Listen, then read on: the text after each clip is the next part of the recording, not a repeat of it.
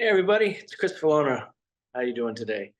I'll be your host tonight for the 6 to 7 o'clock hour Pacific on Zoom for a man's journey from Raregivers.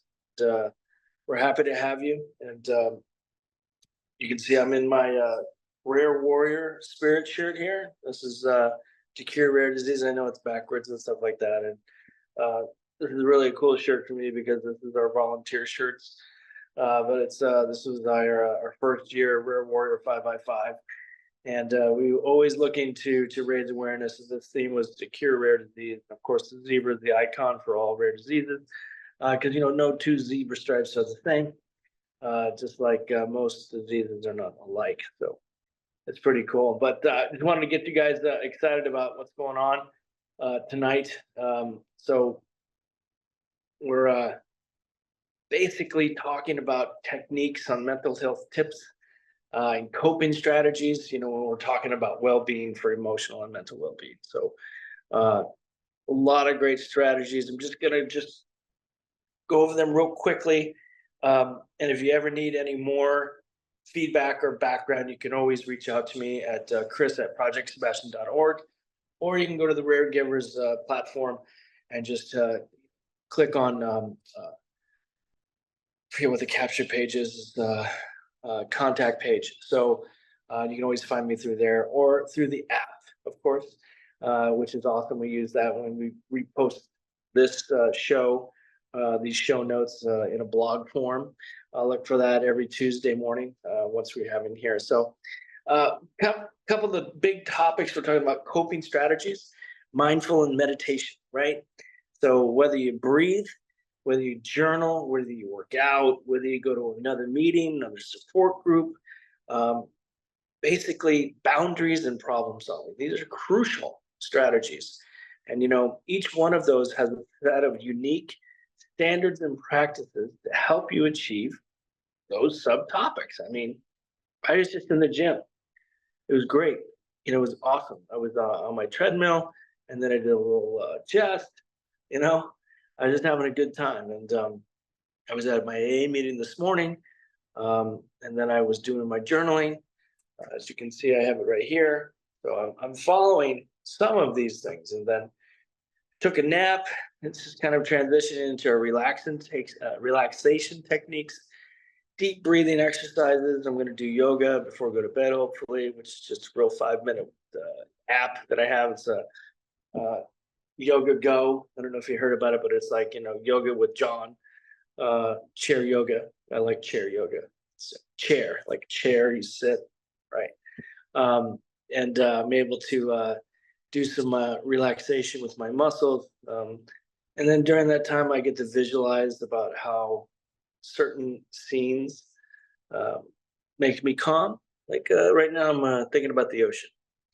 And I'm in the ocean and I'm thinking about the waves crashing and I'm breathing. So you see how I'm pulling all these techniques into these really great opportunities for strategies and coping mechanisms. So it also helps build your mental health, prioritizing your mental health. So if we take care of me, the guy in the mirror, then I can take care of you.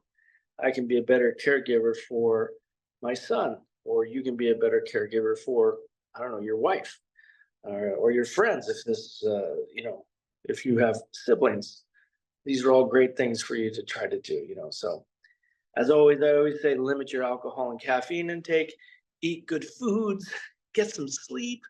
What is that? I know. Seek professional help, check in with your therapist, and stay informed, get educated, okay? When I'm talking about that, like I had somebody tell me, if you don't understand something, it's okay to look it up. It's okay to Google that, because we're reading these books. Let's say I'm reading this book right here. I'm reading this book, and let's say I open up these pages and I don't understand, I have to look it up. I can't just simply say, yeah. And what that will do is that will give you a chance to breathe, a chance to learn, and a chance to go, oh, I understand that, how that works in that sentence. We're always got to be learning. We always got to help our mind as well. So it's not just the physical, the eating, the drinking. It's like this guy. All right. So just some quick tips and trips. Hey, Maury. Hey, how you doing? Good. How are you? Pretty good. Sorry about the technical difficulties. All right. How's it going today? It's good. Good. Good. Where are you at? I'm in Los Angeles. And you? Okay. Um, an hour south of Washington, D.C., like in Southern Maryland. Oh, so it's like 9 o'clock there, yeah? Yeah. Well, thanks for joining us. How did you hear about this great group? I'm trying to remember. Gosh, who was the person? I think my wife's therapist was, I think at one point she had said that she was involved with it, Mm. and she recommended it. And so my wife called because she's got a rare, she's got a lot of different things going on, but she's got a rare disorder going on, and she's like, you need a support group. So I said, okay, I'll do it, and I don't care. That was basically how it went down. That's great. That's great. You need a support group. Well, she was just like, no, but what it was is that I mean, I have a therapist a talk therapist I do every other week, but Yeah. and that's been pretty helpful actually. But she just thought that I needed something a little bit extra because we've been going through this for like a few years. Yeah. And when you say going through this for a few years, what's been going on, if I may ask? Oh, she has a number of issues. It's so many different issues. She's now got this thing. She's got a lot of vertigo. She had a minor stroke like about a year and a half ago. Um, she's just had health crisis after health crisis after health crisis, and it's sort of snowballed into a lot of emotional issues that went along with it. And And this is your wife or your yeah, it daughter is or my wife. Yeah, okay, and and gotcha, and gotcha. so I mean, it's so complicated because I do think that there's physical issues, but I also think that it's manifested itself into um, just a lot of issues emotionally, um, Hmm. which I think is understandable given the stuff that happened. I mean, she got she had things that happened during COVID, uh, and basically the medical system just was not. It didn't matter whether we went to a small medical hospital or one of the big ones. She just got treated like crap pretty much. Wow. And this is despite having great health insurance. It Really? didn't really matter. The health system was pretty overwhelmed, and all this stuff started during COVID. Right. And so they had the excuse of being able to say, we're overwhelmed. Our system is overrun by COVID. So our we don't have the same capacity to be able to do all these great things. What do you have, cats or something? I have cats. Is I that got what's going on? I got a small chihuahua down here. Want to say Oh, hi? okay. That's Sophia. Oh, cool. How old is she? She's 13. That's cool. I have let me show you what I have. I have Pinot, and Ah, cool. she's a like a rat terrier, but they are in that family, just like your Chihuahua. They're Chihuahuas, I think, are part of a terrier family, right? Yeah, she's part terrier too. Right. And so I think that they have similar traits, but they're terrific dogs. Yeah, that's great. I mean, they're great at offering support. And actually, we're talking about a support group. I mean, these dogs are great. That's right. And then I've got, I got a beagle or a couple of beagles here also, and then I have a cat. That's fantastic, man. Yeah, it's been pretty cool having the animals. I mean, I'm an animal guy. Yeah. So anyway, what I was saying was that basic. So what's your deal? Are you like a social worker, or what's your deal? I'm not a social worker. I am. You just I'm a like listening guy. to people's problems? Well, I'm one of those guys that can relate to a lot of different people. Uh, I have no therapeutic licensing, that kind of stuff.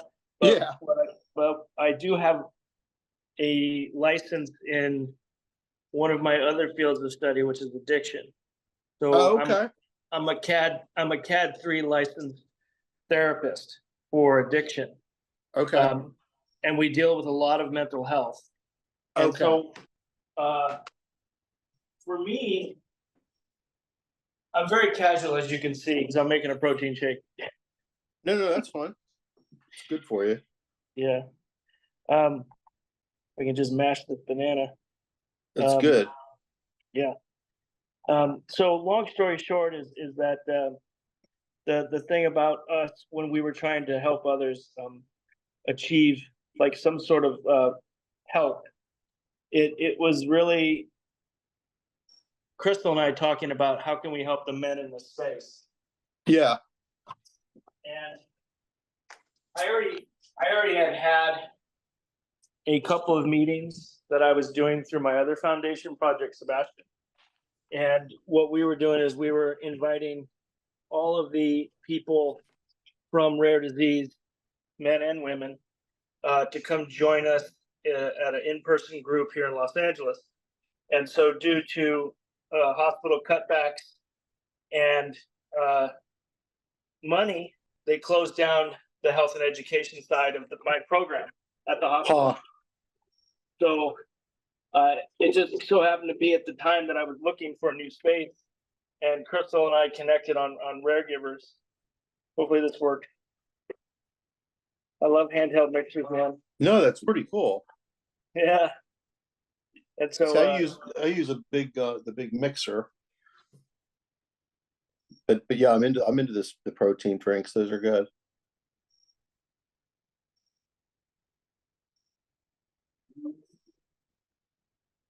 I love it. I make all my sons like medication. Oh, you call that medication? Oh, this is my medication. Oh, okay. And so So what do you do for a living? I'm a full-time caregiver. Are you serious? Okay. Yeah. So what I've been doing for the last 10 years is I have my own foundation. I advocate for rare disease. My son is dying from an incurable non-treatment for special. I don't know if you ever heard of Batten disease. Okay, say it again. What's it called? Batten disease. What is it? It's a neurological fatal disease with no treatment or cure, and he's missing an enzyme in his brain that you and I have to take out all the trash and the toxicity every time we have like a thought or a movement. Oh my God.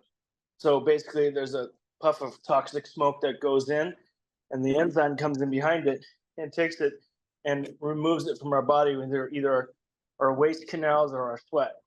He doesn't have that enzyme, so it constantly builds up and it kills all of the cells. It's called neuronal cellular death. And so the only way to really fix it is to have gene therapy replacement, and that's not going to happen. So Is that because it's too hard to tolerate? Is that the problem no, with it? costs millions and millions of dollars, Maury, and there's not enough of us to make it, as they told me, worth their while. Huh. Yikes. I'm really sorry, Well, man. thanks. So what we've been doing here is just advocating for a better life for all these kids in Batten disease.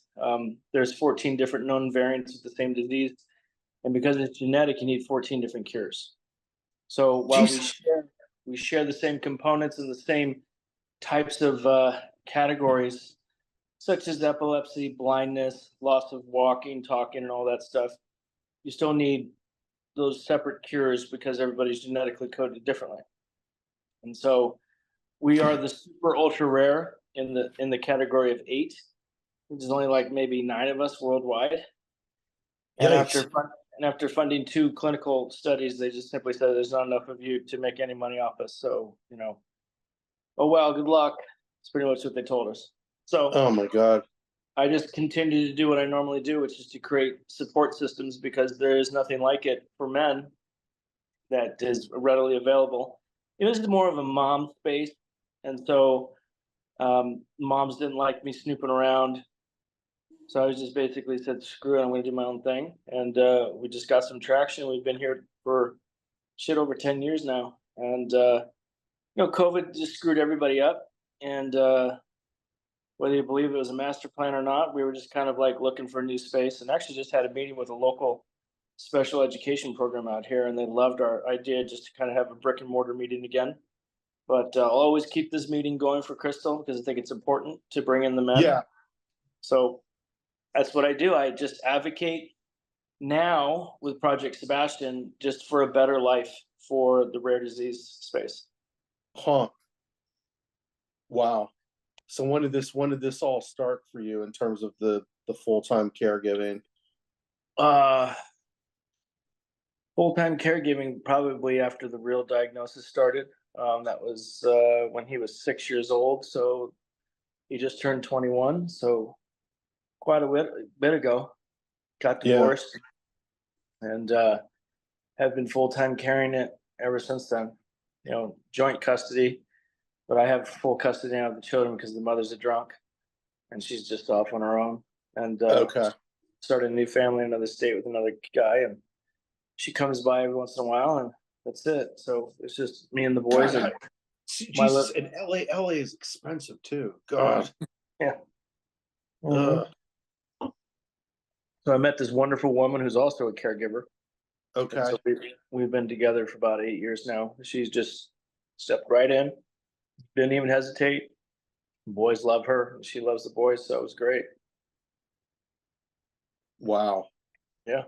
I got to be honest. I don't have any children, and I have to be honest with the amount of responsibility I have. I do not know what I would do if I had kids on top of what's going on with my wife and on top of what's taking care of the animals and running our we have a public my wife and I have a public relations business, which is why I was actually asking you, Mhm.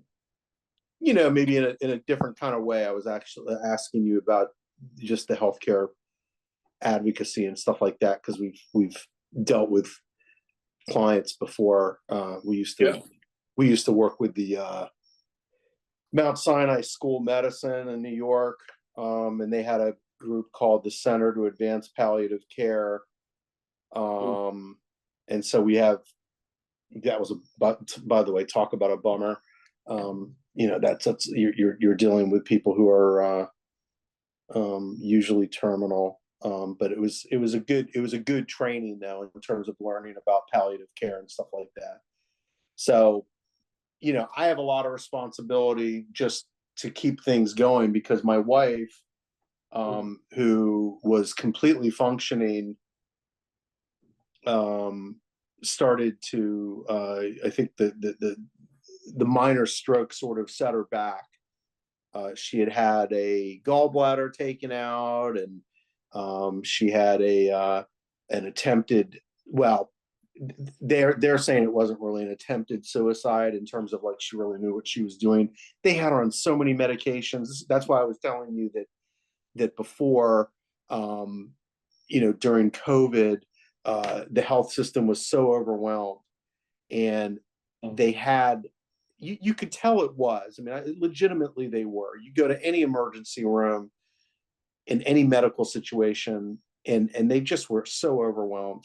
You know, these medical people. Yeah. But they were so fucked up. They were just so fucked up, and they were, a lot of them were assholes to her, because she, you know, as soon as you show the least bit of anxiety, they sort of put you into a box, and they start to sort of neglect to try to diagnose things, because they can't get past the fact that you have, you know, this anxiety that goes along with whatever medical condition you have. So she fell into just, you know, a problem with being able to get out of her hole that she was in, basically. And she, you know, got MRA imaging and MRI imaging, and then they found in her brain something called persistent trigeminal artery, because she, you know, she fits a lot of the symptoms, which is like, you know, lots of ocular migraine, headaches. She gets several of those a week. She's very light sensitive, so she's very much sort of isolated herself into our bedroom, which I'm not a big fan of, because I don't. The problem is that I don't have that kind of mindset, like where, and I guess it's because I don't have these. I mean, I have type 2 diabetes, but I move. You know what I mean? And I exercise, and I take my medications, Yeah. and I mean, you know, I'm exercising like a fiend. Like we have a pool, and I go in that pool pretty much every day, because the only way I know to keep this whole train running is to try to keep myself in as best condition as I can. You know, because I'm 56 years old, so I'm already starting to, like, you know, shit happens when you. I mean, I don't think you're not as old as me. I don't think. Um, but you start to, you're going to start. How old are you? 55. Oh God. Okay, one more year. Well, anyway, so I got one And year then on you. everything, and then everything's gonna start falling off next Well, no, year. things. Well, that's the thing. Things start. No, seriously, you're gonna. I don't know if you already have it, but you know, things start to happen. Little.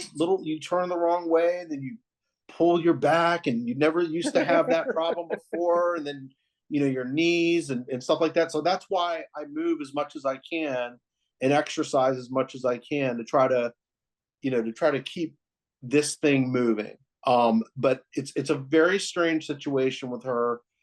Uh, we're going to Johns Hopkins on August 19th to meet with a neurosurgeon. They may or may not have a surgical procedure that they can do in her brain, to maybe take the trigeminal nerve to try to relieve some of the pressure it's going up against the artery or something like that.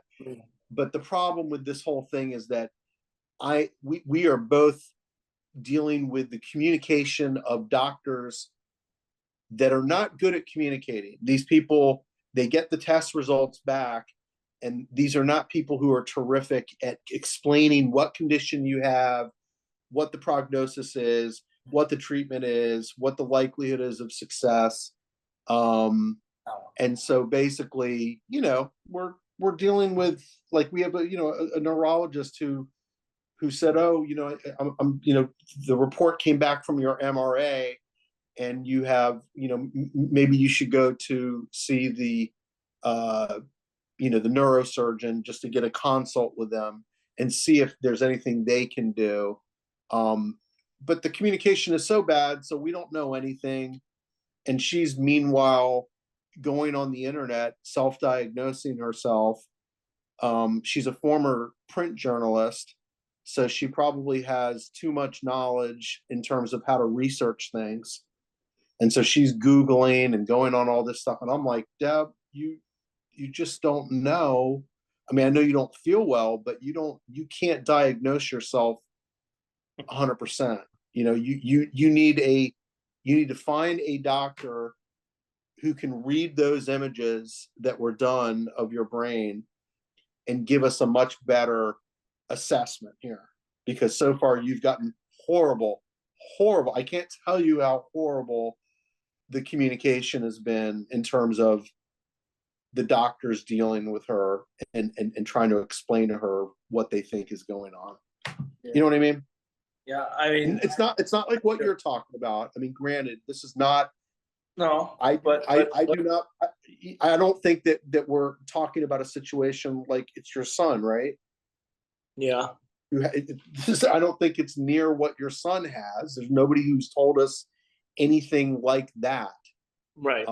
But it's a nagging condition with symptoms and with things that need to be managed, and Yeah.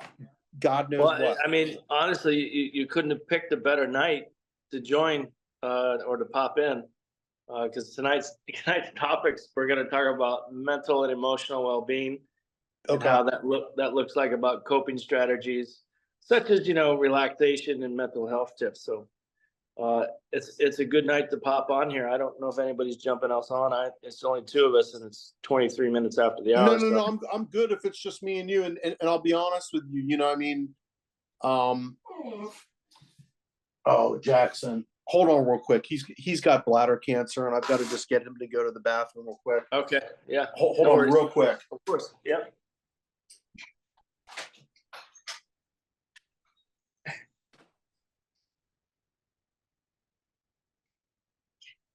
Can you use this on a car? Of course you can. Dude, I like this. Yeah, that big piece on the top pops up. You just dump it. Raise it.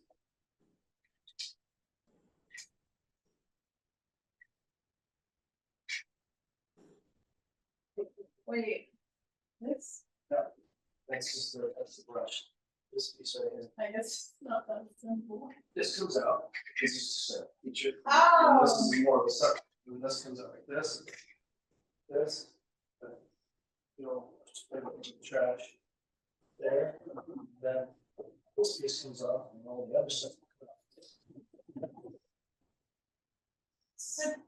Chris. This goes back in the grooves you set by the grooves. Sorry about that. Always, thank you. You had a lot of it, huh? Yep. Huh? Yeah. Wow. Sorry, Maury. Here I come. That's right. My couch. My son decided to feed himself today, which was monumental. He hasn't done that since 2019. We just started this really? new drug. We just started this new drug, so Huh. that's incredible. So wonders anyway, never. so anyways, what I was going to tell you is that you're not going to find that I'm not the kind of person who, I mean, I don't know if you have other people who come onto these things and they're all bottled up and won't talk and blah blah blah blah blah. Yeah. You know, I actually think it's probably pretty good for me to do this, just because I don't know. I think it's good for people to do it anyway, just to talk. Right. But Well, I it's think good. it makes. You're definitely more than 90% the opposite of the men that come on here and get to like struggling to pull. No, but see, I mean, think about the business that I'm in. I'm in the public relations business and communications. Yeah, I mean, I'm an advocate too, so I'm in communications all day long. Yeah. So I get you. Yeah, All but right, you can't. let's get into it. Let's talk about. You were talking about how when you first came on, you're struggling with certain situations about how to deal with your partner and the quality of life and the things that have to be done. And I forget the word you used, but they weren't really positive words. So for me, when I talk about coping strategies, I always talk about where are we at your mindfulness, right? And your meditation. I don't know if men practice meditation. I don't really do it. I discovered this app called 5 Minutes with Yoga John. And so I do Yoga John in the morning. And it's just Right. like 5 minutes of just kind of like stretching and breathing. And I love it. I mean, that counts as meditation. I find different ways to meditate. I do journal. It's another great thing. I journal. I have copious amounts of notebooks, and every thought that I have, I'm a Virgo, so my desk is full of lists everywhere. you know, because I have to remember everything because I'm a rat brain. It's pretty I'm also, neato. Pretty organized though. I'm also a recovering alcoholic addict of 28 years. Okay. So my social support, which is the next category, is super important to me. I go to AA meetings at least 2 or 3 times a week. I hire people from my AA groups to help me with my son in my life. They just built a beautiful ramp out front, and I have a caregiver who's actually has over 30 years of sobriety who took care of a very emotionally disturbed stepson. The 3 or 4 men that I was telling you about in this life that stuck around, he's one of them. So he's a great guy. You know, so I need to connect with my friends. My family is not so much around anymore. My father passed away. My mother and Jerry, my brother Jerry, they live in Marietta, which is a good 3 hours away. And my sister and I don't talk. She lives in Palm Springs. So my friends are everything. And Yeah. having these support groups is, you know, because I didn't have them and I didn't really fit in on Facebook and those groups and stuff. So I just created something that I wanted, that I needed, you know, that people weren't doing. You know, most, you know, like this, you know, sometimes there's like 4 or 5 guys. Sometimes, I mean, I had a Saturday morning meeting from London that I hosted, and there was like, you know, 10 guys all over the UK. And that was 8 a.m. my time, and they were getting ready to go to bed, you know? So Right. it was just like men will pop on when they feel they want to. And so which is a healthy boundary, right? We're talking about boundaries Yeah. with your wife, with your dogs, with your work. It protects you, protects this, right? And it helps you manage that stress that you accumulate through the day, which also really creates better problem solving skills, right? Because you're able to manage your mental health and and the things that are going on with your boundaries, and it also helps you reduce that stress and your feelings of anxiety and being overwhelmed. You know, when Yeah. we prioritize us first, then we can do everything, right? I don't know about you, but I don't have um, anything more than me to actually solve all my problems, right? I mean, Right. I do have a staff of people who help here, and but for me, it's the guy in the mirror, right? We have to do it, and a lot of men don't ask for help. So that's another thing that I'm working on. I'm working on asking for help, and when I ask for help, you know, I talk to other men who are really they're confident, or they're psychologists, or they're therapists, or I even call my therapist, and you know, they just simply said, have you taken a moment just to get yourself right? And I said, well, what does that mean? I mean, I work out, you know, and then I said, well, you need to like breathe and pause and stop and just relax. And I don't know how to do that, you know. It's hard for me to stop moving. Like I get really fidgety if there's nothing to do, and so I have to find ways. And one of the things that I've learned is breathing and relaxing, uh, muscle relaxation, you know, using more stretching and the yoga. And I was just like, yeah, it's all, you know, that's for women. It's all bullshit. But I don't know if you've ever done yoga more. No, It's I pretty have. hard. It's pretty hard. Yeah. It's pretty hard using your whole body weight to do that stuff. Um, and so I also was taught these relaxation techniques with the breathing to visualize, you know, where I want to be, not goals oriented, but like to visualize like a peaceful setting. And so when I was a kid, I went to Big Bear a lot out here in Southern California, and we used to have this cabin that we rented, and you know, through the trees you could see the lake way off in the distance, and we went there like a couple different times of the year. So I always went in the winter or the summer, and I try to do that, and you know, it's nice, but then it's just like but then the go-to I have is listening to music. So I always, This is with your family. You used to go there. yeah, Big Bear, love it. You ever been to Big Huh. Bear? I mean, if my dad were alive, who died like several years ago, I think he would have told me that we went there before. I mean, we definitely went out there to the West Coast a couple of times on a couple of trips. Yeah, Um, it's badass. where in LA do you live? Do you know where Magic Mountain is? No. No. So I live in Los Angeles, and so there's North Los Angeles, and then there's South Los Angeles. Yeah. So South LA is bad. North LA is bougie, right? Okay. So in North LA, we have this theme park called Six Flags Magic Mountain. So Okay. Okay. I live right down the street from Six Flags Magic Mountain, which is about 2 hours north of Disneyland. So Okay. Disneyland is in Orange County, and I'm up here in I thought Los they were Angeles. like in. I thought they were like in Anaheim or something. Yeah, well, Anaheim, Orange County. Yeah, Okay. Okay. right. So, and then if you go farther north, then you go to San Francisco, which is a whole nother shit show. Yeah. Yeah. Yeah. So Do you like California? I don't anymore. There's a lot of restrictions. There's a lot of like mismanagement of funds. I'm in a place where, as an IHSS counselor and self-determination program, um, the way the governor is running the state is affecting a lot of the special need programs that Okay. actually I benefit from, not just money but services. And so, everything all right? Yeah. You're just going back and forth, back and forth. Yeah. I put up the tent all the way in the back if you want to go out in the backpack. The backpack? The back, all the way in the backyards. Sure. Yeah. Bye, Sebby. I love you. Sorry, my they're gonna go outside for the sunset. Oh, okay. Um, so what was I saying?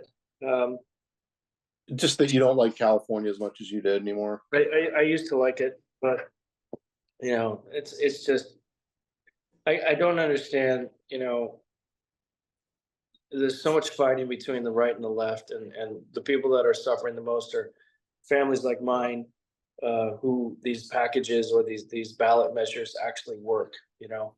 And Huh. so it's hard to kind of like say get excited for the next president, whoever it's going to be, because everything's going to change again. Huh. So I'm hoping that things kind of calm down, because it's super expensive. Like it's like more expensive to live here than New York now. Oh. I mean, that's what I was getting at when we first started talking. I mean, Yeah. you know, my my knowledge, my limited knowledge. I have family that live out in LA. And God knows where they live. I think they were in the entertainment industry. So Yeah. I think they probably live somewhere near where that is, but I haven't visited them for so many years. I was a kid when I visited out there. But yeah, my understanding of California is it's just the costs are just outrageous. Yeah.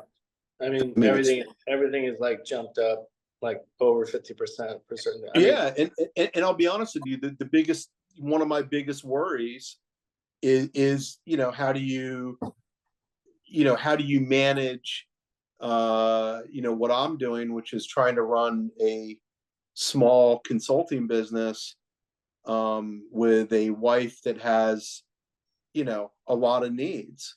Yeah. And so basically, Yeah. yes, we work from home, and she can kick in a lot of help because she's a former journalist and she can write like there's no tomorrow. Yeah. She can run circles around anybody in terms of writing. But yes, I in fact I've even told her, I'm like, given that we have this situation in terms of the health demands, I need to figure out a way to downsize our life, because I don't want to pay.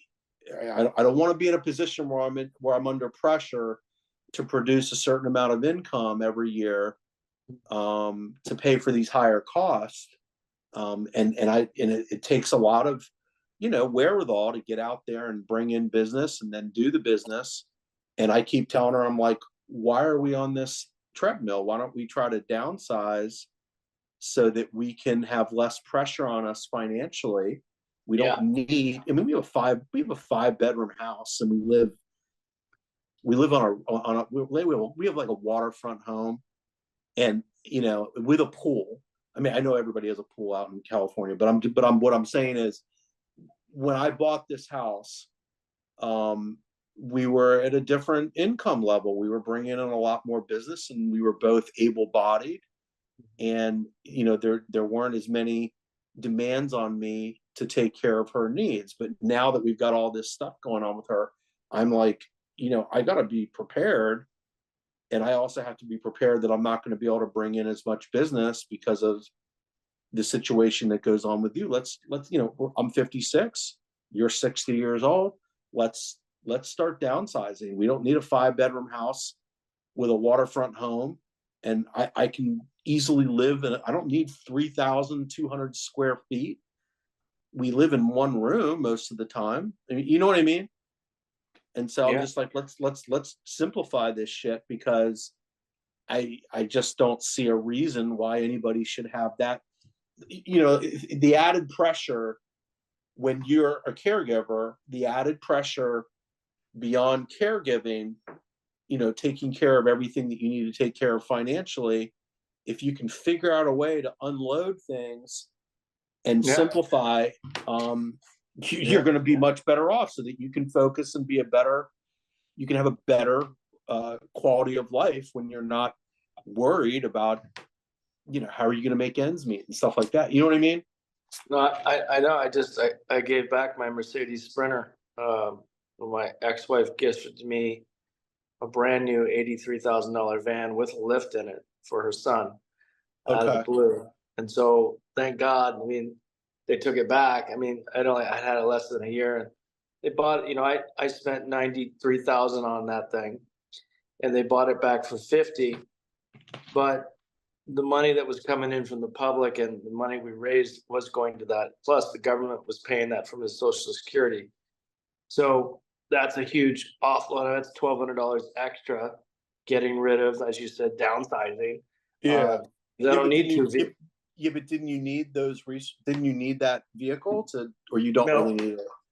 I didn't need the vehicle anymore, because I was going to convert that into a lift for Sebastian's wheelchair and be that his daily driver, which the government was going to pay for anyway. But the bottom line was that one showed up, it was already dialed in, so I didn't need two of them. Well, that was fast. Bathroom, nice. Yeah. So yeah, I totally get it about, lessening the load for your financial. Oh God, yeah. It's important. It's really important. I mean, it's funny how we find ways to create that, we meet that need with financial resources, right? And then when we have it, it's like, do we really need it? And you struggled so hard and you fought to get that extra income. It's like, I don't really need it anymore. Why are we holding on to it? I don't want all this. I mean, it's a beautiful house, and it's really cool to look out at the river and everything like that. And I'm going to miss it. But I don't think there's a law that says that I have to live in a waterfront home. I think that's bullshit. You know what I mean? I think it's complete bullshit. Complete unnecessary bullshit. You're very lucky. You're very lucky. Yeah. What do they call that? Quality problems, brother. Yeah, but it was complete ignorance on my part, not being able to foresee things that could be coming down the pike. Well, and I think that when we bought this house when I was 32 years old, back in 2000 or something, when we bought this house, I guess, I didn't foresee any of these things that could happen. I mean, she was, at that time, I would call her moderate, like sort of, I mean, definitely alcoholic, but not, it was more like a functional, if you know what I mean. You know what I mean? Mm-hmm. It was like, and I think that like at the time I would always sort of like, because I was a pothead, I mean, but I'm, I mean, that's probably, I mean, I've done other things, but I never was, I don't think I had the, I don't think I wasn't born with the addictive gene, I don't think. So I don't think that's why I'm not an alcoholic or an addict or anything. Mm-hmm. I really do think these things are sometimes very genetic based.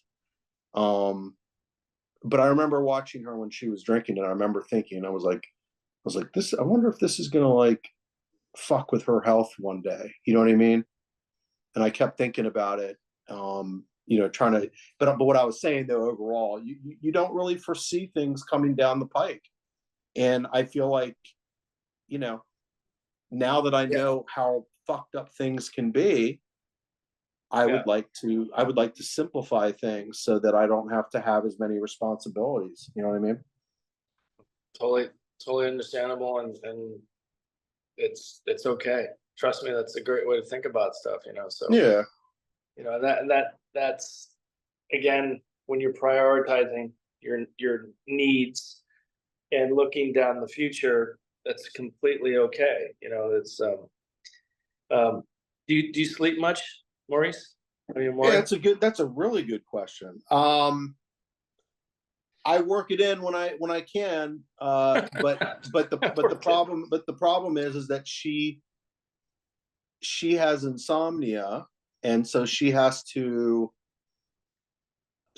sort of like, like she probably won't go to bed tonight until like 3 or 4 in the morning. So we're talking about, and I'm not programmed that way. I'll probably go to sleep in a couple hours and probably get a couple hours of sleep, and then I'll wake up, and then I'll tell her finally, hey, I'm going in the other room, I'm going to bed. And so I probably don't get as much sleep as I used to get. I probably used to get 8 solid 8 hours of sleep a night. Yeah. And I don't think I get as much as I did before. And that's not good, because you have to have sleep in order to be able to function really well. Yeah, I agree. I was just curious because I don't sleep very much either. Is that because of the caregiving, right? Yeah, I have motion sensor cameras because if he has a seizure, he could die in his sleep. So one of us is kind of have to sleep with one eye open. So sometimes me and my partner, we just we take turns. Either she'll be on and I'll get some sleep, or vice versa. So it is challenging. I too get it when I can. I take lots of naps. So. I took a great nap today. I swam in the pool. Oh man. And then after I came out, it was really weird. I just was like, I got to get some more sleep. So I went and had another hour and a half of sleep. Naps are great. Yeah. If you can get it, that's a great thing. I try to sleep with God, you're making me tired talking about that. Sorry. Yeah. Try to sleep when the caregivers come on, because I'm pretty much on the night shift. So it's really weird because I need to do things during the day. So I look forward to when the school semester starts, because he still goes to adult day school. And he's gone from like 8 until like 3, which is great. So I hustle, get everything done. The follow, trying to follow my own mantra about mental health. Just, I try to get some sleep, proper nutrition. I'm sober, and I just kind of limit my coffee. How long have you been sober for? 27 years. Huh. Okay. Yeah. And so that helps me a lot, because I watch a lot of people in the rare disease space just get hammered, just trying to cope with fuck that, keeping their children alive or their siblings alive, and it's hard. It's really hard on them. So they escape. I have a bag of weed. I have a small bag of weed that I have not been able to do anything with for months and months and months. And right. I had this plan that I was going to get like a small little, because the dispensary, they made it legal in Maryland. And I had this idea that I was going to use it like every once in a while. But number one, the shit that they make is now too powerful. So I don't find it enjoyable like I used to, because the stuff is so powerful. And number two, with the stuff that's going on with her and me trying to keep the business running, I just don't have the wherewithal to use it, because I have too much other crap going on. And it's just, I wish I had the luxury of being able to kick back and be able to relax and do that kind of stuff. But I don't have it anymore. I mean, that I guess that part of my life is gone. Do you whatever. Are you seeking any type of professional help? Like, are you in therapy at all, or counseling? Oh yeah, like every other week, and I have I'm on a really low dose of Wellbutrin. Um, All right. but I'll be honest with you, I think that if I were a coffee drinker, I think I would be getting the same benefit and probably more benefit from than taking a Wellbutrin.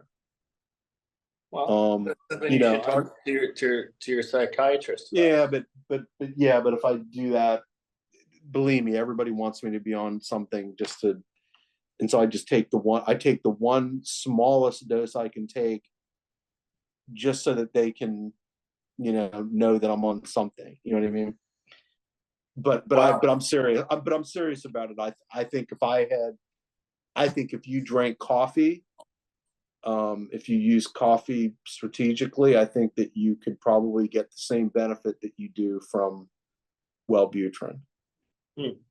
And I don't know if you're on any kind of depression medications or anything like that, but No, my one child is he's on the antidepressant pill. They want to up his dose a little bit, and it does help him from time to time.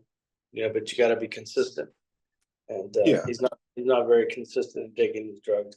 So Well, I mean, truthfully, the other thing is like if you were eating better, if you weren't eating sweets, if you weren't eating tons of carbohydrates, I'm talking about me. If I wasn't eating sweets and carbohydrates as much, and yeah, I was eating better food, um, I mean, when you're eating crappy food, what it does to your mood and what it does to your overall yeah, well being.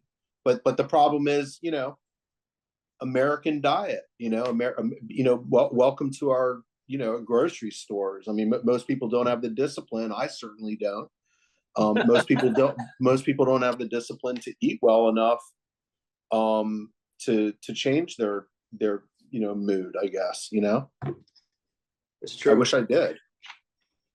It took me a while to understand what ingredients were and why they were in there, and I had to do a lot of detoxing, Yeah. and that actually helped me with my mental abilities. Just like the cognitive came back.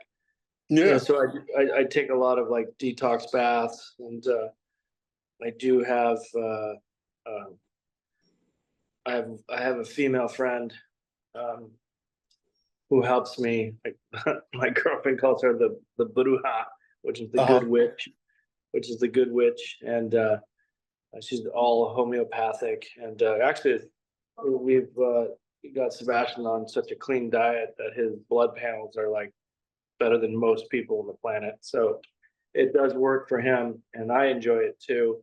But it took me Right. a while to make that change. It took me a while to get out of the drive-through, get out of the sushi bar, stop eating processed food, stop because we're such creatures of habit. And it's so easy and so convenient because we're hungry. Oh yeah. And it's crap. It's just all crap and poison. And I was just like, well, why is this happening? Well, I don't Right. have to do it anymore if I don't want to do it. And it's just about money. Everyone needs to make that money.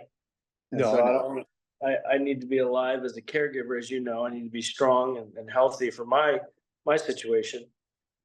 So that's another, number six, staying informed, Right. right? Out of the 6 points, we stay informed, we educate ourselves on how to create a better mental health plan, and that includes the diet and understanding, and then our emotions become easier to manage. What's up, big man? Did you go to the bathroom? You, Sebi, did you go to the bathroom? Yeah, good job.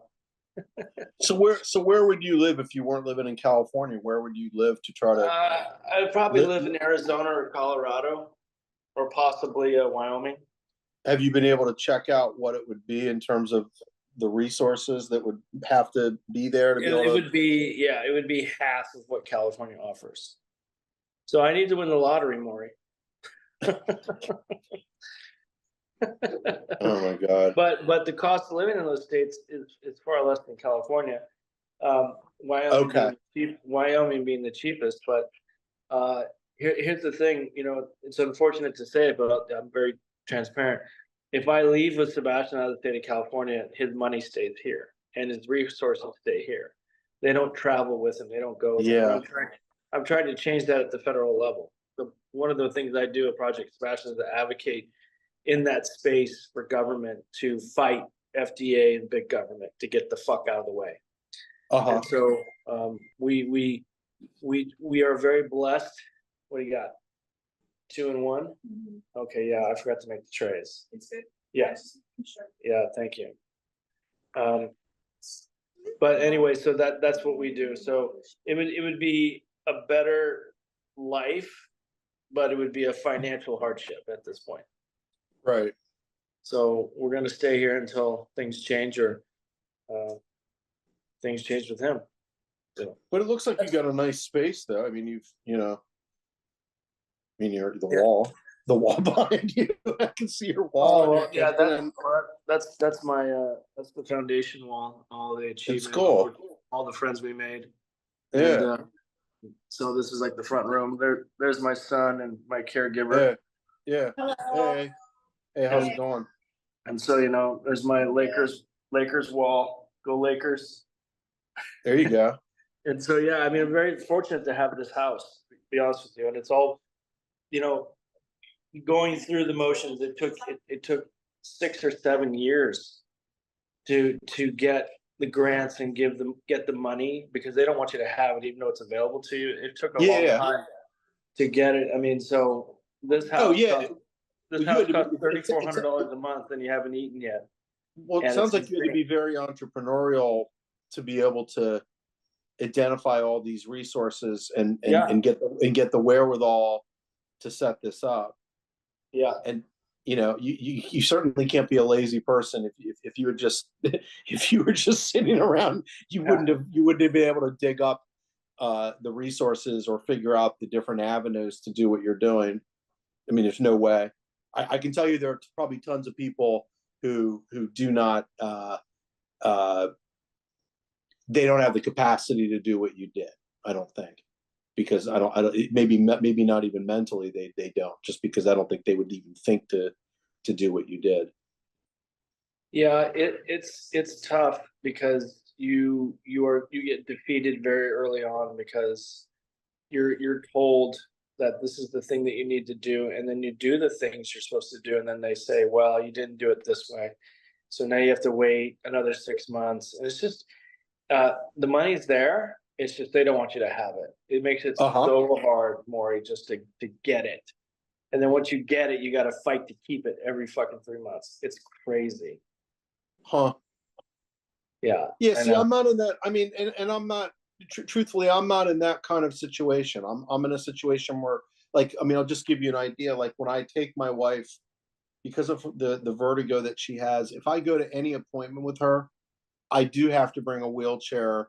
I mean, she can ambulate and go. She can go back and forth, from the room to the bathroom and stuff like that. But because of her vertigo, she stays in the room a lot, and I have to get all of her meals and all this stuff.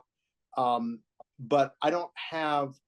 I mean, I guess I could see a situation if I wanted to. I guess we could start the process of applying for Social Security for her, or disability, or whatever. I mean, if we wanted to do that.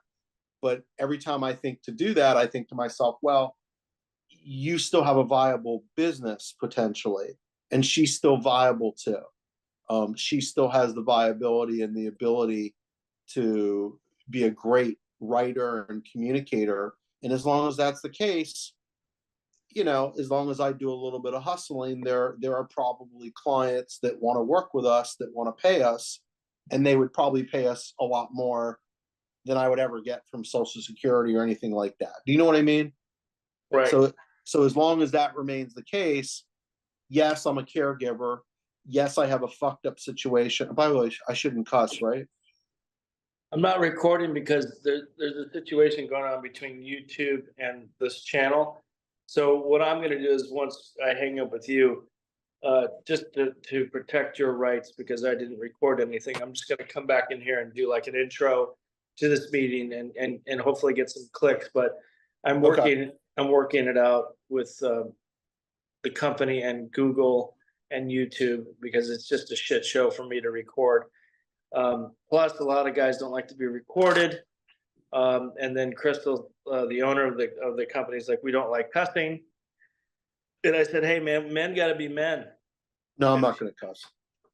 But what I was going to say is that what I was saying was that as long as she remains viable in terms of as a communicator, I can probably eventually bring in business for us, and we can still have a way of life. You know what I mean? Yeah. So that's just our situation right now. I'm not gonna complain. I'm just not gonna. That's the other thing is I can't. It could be so much worse. Well, Do you know what I mean? That's a great part you brought up. I mean, do you practice gratitude at all? I should. That sounds like an AA type thing, right? It's a life thing, Maury. Trust me. Okay. But that's an AA. But that does come from AA. Well, it's a right? big thing in AA, but I mean, you can apply it. I mean, on a lot of people that aren't in AA, they tell me that they're grateful. They're grateful for something.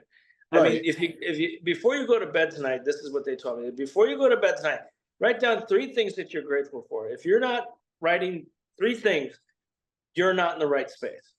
And I said, what does that mean?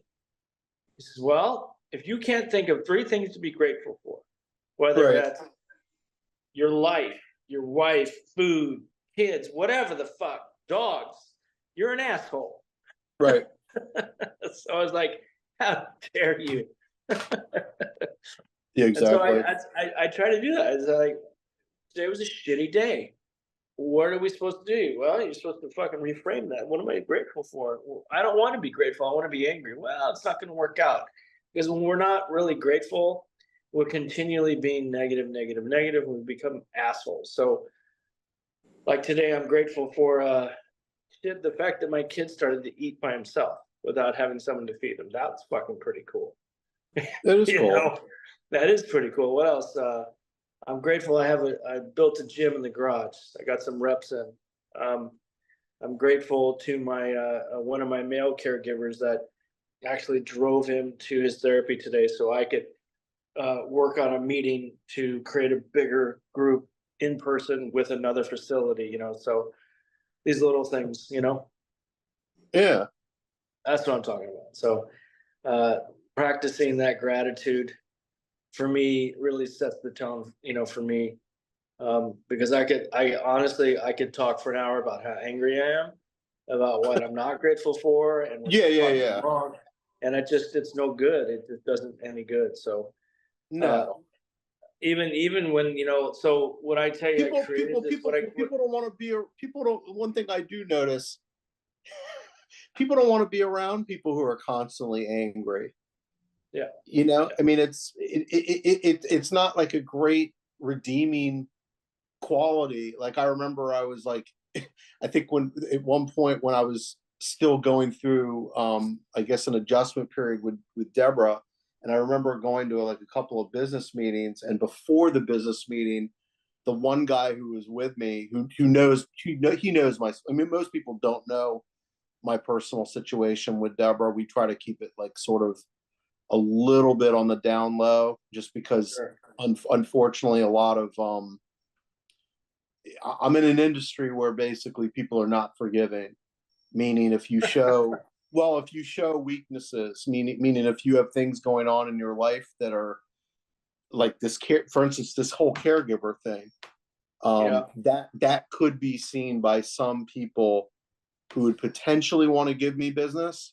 They would potentially, but that may be my own assessment of it. But I kind of get an impression that I am in an industry that is so competitive that people are willing to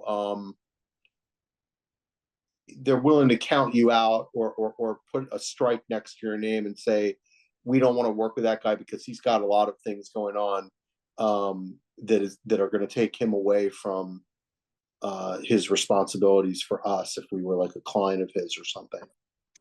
So I'm in a screwed up industry, man. I don't know if you know anything about public relations and the communications industry. No, but I grew up in TV and film, and I understand it. People, yeah, a bunch of assholes. They judge the shit out of you. Instead of having empathy, they call you a liability. It's fucked. Right. And then they move on to the next. Think about what's going on now. I mean, we have a situation where the economy is not. I mean, I think there's things about it that are good, but then there's also things that are not great. You've already mentioned the high cost of living, stuff like that. But then there's this whole other element of, I tend to think that I've noticed some discrimination probably within the last few years as I've gotten older. I don't think a lot of clients want to work with the guy in the 50s.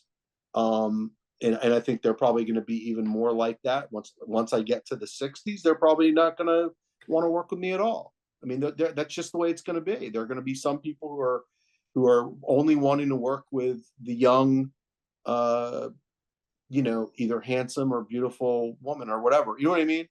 And Yes. and it's just a very competitive dog eat dog sort of. In fact, you know what I mean. You're in LA, for God's sakes. I mean, Yeah. I mean, my God, I mean, the people, and I mean, I know you're not in the entertain. Are you near like Hollywood, or not Hollywood, like Beverly Hills or anything like that, or Oh, yeah. Yeah. Oh, yeah. a bunch of assholes? I mean, my God, they're no, I mean, and my cousin was my cousin was like a big time talent agent, and he used to have a yearly event at his apartment in, like on Park Avenue in New York City every year. And so all the entertainment people from the West Coast, and also I guess the people he would work with, he dealt with a lot of comedians and people like that, and they would come in and stuff. I mean, they're most arrogant SOBs I've ever been around in my life. Yeah. But at that point I was younger, and I was probably, more hip, and in fact, Deborah used to go to the parties with us. We would go to the parties, the family events, and but these people, my God, I mean, in order for them to be able to maintain their viability out in Los Angeles, I mean, I can't imagine what it takes to be close to that industry. I mean, they're gonna kill you by the time you become like 40 years old or something, Yeah. I hear you, man. I hear you. Hey, well, listen, I love talking to you, Maury, but unfortunately, we're at the end of the hour. Okay, man. And I'd love to have you back next Monday if you got time. Sure. Hope to see you guys next week. Hope to you guys read my blog. And it's good seeing you, man. Till next time.